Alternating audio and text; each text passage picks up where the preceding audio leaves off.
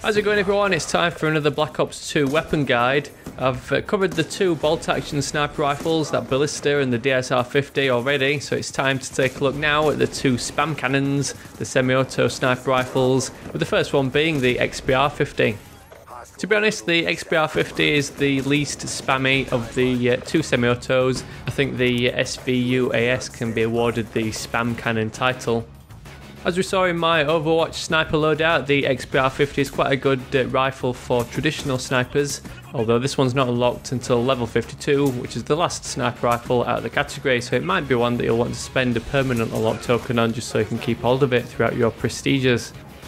So let's jump straight into this guide for the XPR-50 with a look at some of its statistics.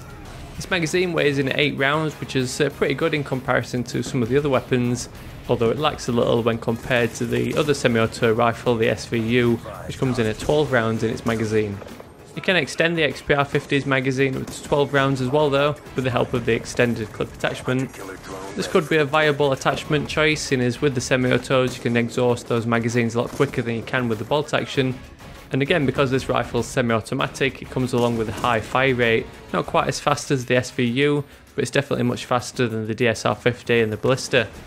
Unfortunately, the XPR-50 has the slowest reload time, but with it being a sniper rifle that you're more likely to be sat out of the way and out of the action, you'll probably have plenty of time to sit through that 3.39 second reload time. One thing we've not talked about so far is the damage of the XPR-50. Its damage profile and multipliers weighs in pretty much the same as the Ballista. I mean, you can get those one-shot kills to the head and upper torso, with that lower torso or stomach shots needing 2 shots to secure a kill.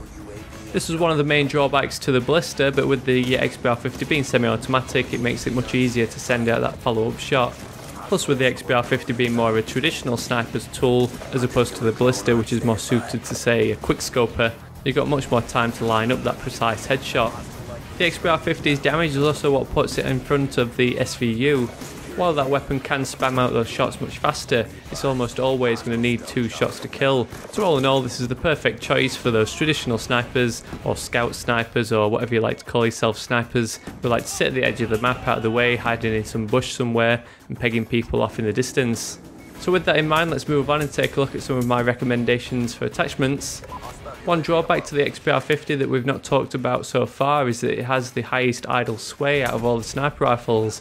So considering that you're more likely to be a traditional sniper using this weapon, this can have quite an effect on your performance. So the first attachment I'm going to recommend is the Ballistic Cpu, which is obviously going to reduce the idle sway and make you more accurate in your long range shots.